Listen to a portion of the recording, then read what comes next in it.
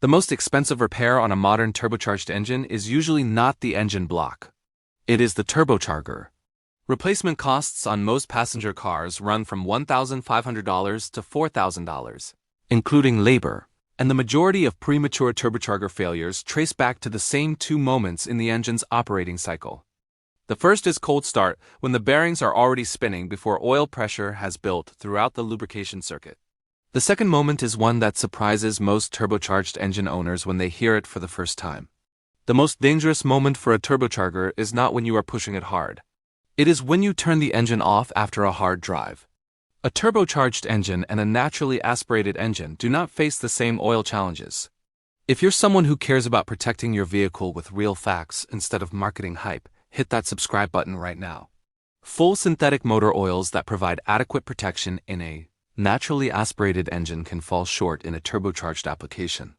Because the thermal stresses on the oil are different, turbocharged engines have three specific failure modes that naturally aspirated engines do not face: heat soak and carbon deposit formation inside the turbocharger at shutdown, a specific combustion event called low-speed pre-ignition that can destroy a turbocharged engine in a single drive cycle, and intake valve carbon buildup, accelerated by the gasoline direct injection systems that most modern turbocharged engines use. The best synthetic oil for a turbocharged engine is the one engineered for all three of these failure modes. Here is why the turbocharger is where the oil decision shows up most concretely. A modern passenger car turbocharger spins at speeds between 100,000 and 250,000 revolutions per minute. The bearings that allow the turbine and compressor wheels to spin are lubricated by the same engine oil circuit that feeds the crankshaft.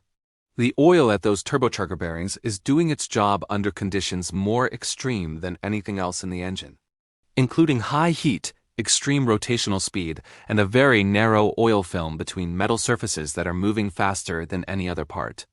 When that oil film breaks down, metal contacts metal at 200,000 revolutions per minute. The damage is not gradual, it accelerates. At every cold start, there is a window measured in seconds when the oil pump is pressurizing the lubrication circuit. In a naturally aspirated engine, this cold start window primarily concerns the camshafts and crankshaft bearings located close to the oil pump.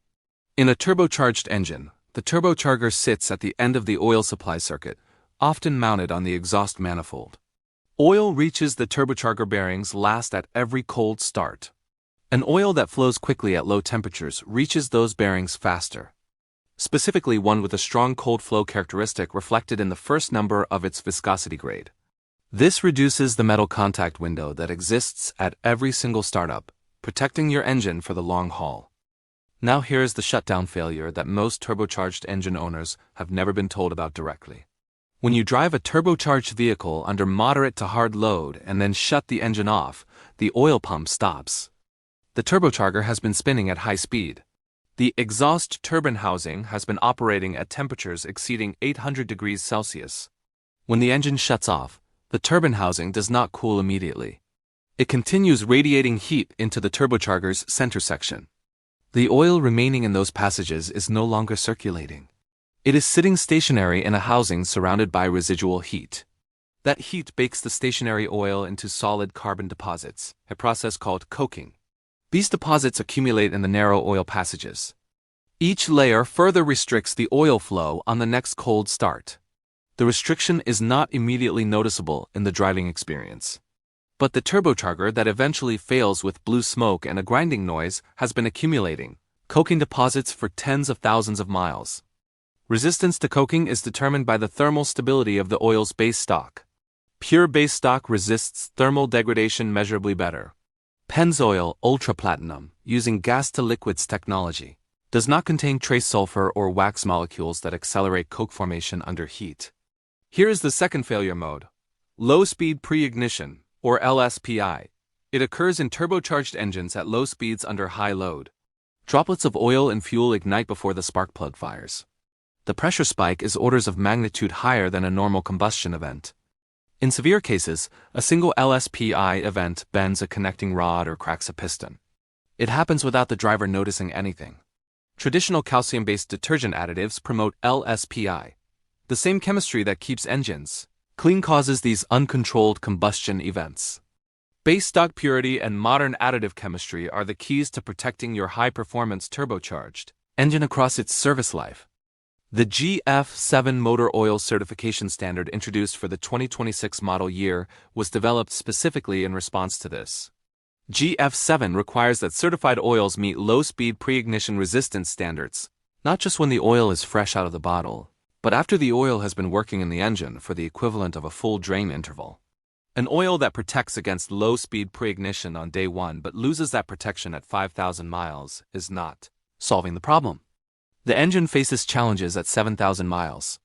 The GF7 aged oil sequence test measures whether the protection holds throughout real-world use. Pennzoil Ultra Platinum is GF7 compliant, and its Pure Plus base stock's thermal stability contributes to maintaining that protection. The third challenge specific to most modern turbocharged engines is the gasoline direct injection deposit problem. Engines with direct injection spray fuel directly into the combustion chamber at high pressure rather than through the intake port. Because fuel does not pass through the intake port, it does not wash the back of the intake valves like port-injected engines do. Oil vapors from the positive crankcase ventilation system deposit carbon on the intake valve faces without the natural cleaning of port injection.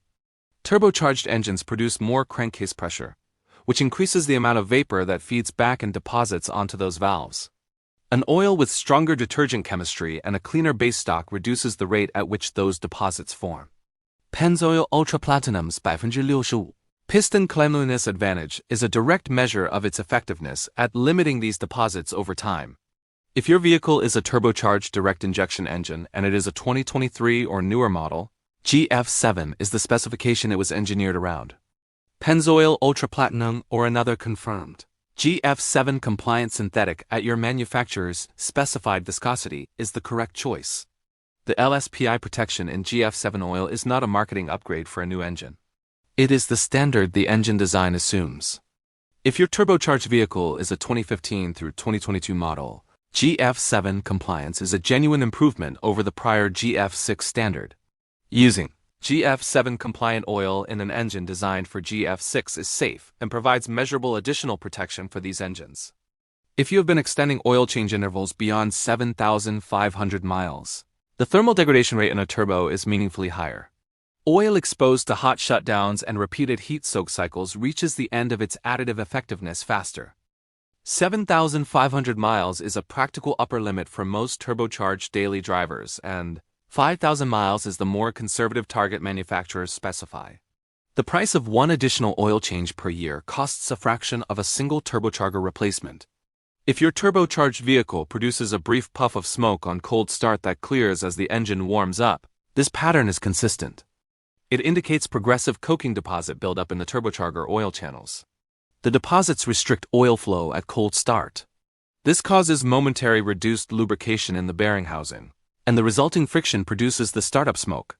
Switching to Pennzoil Ultra Platinum and maintaining 5,000 miles change intervals slows further deposit accumulation. In severe cases, a turbocharger flush service that runs solvent through the oil circuit can address existing buildup before improvements take effect. If you habitually shut off the engine immediately after arriving, allowing the engine to idle for 60 to 90 seconds gives the turbocharger time. This reduces speed and temperature below the threshold where stationary oil begins to coke aggressively. Many vehicles produced after 2015 use water-cooled turbochargers, which reduce heat soak severity at shutdown. The water jacket continues carrying heat away after the oil pump stops, but oil quality recommendations remain the same regardless of design. Good oil and a turbocharged engine are not the same relationship as good oil and a naturally aspirated engine. In a naturally aspirated engine, the gap between synthetics shows up in wear metal readings at extended intervals. In a turbocharged engine, that gap also shows up in whether the oil resists coking at extreme shutdown temperatures. It matters whether the additive package maintains low-speed pre-ignition protection through a complete drain interval under thermal stress, and whether base stock purity keeps intake valve deposits below the threshold where the engine's performance begins to degrade. The turbocharger is the most thermally stressed component.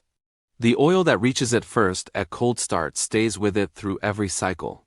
The oil that protects it at the moment of shutdown is the single most consequential maintenance decision in that engine's service life.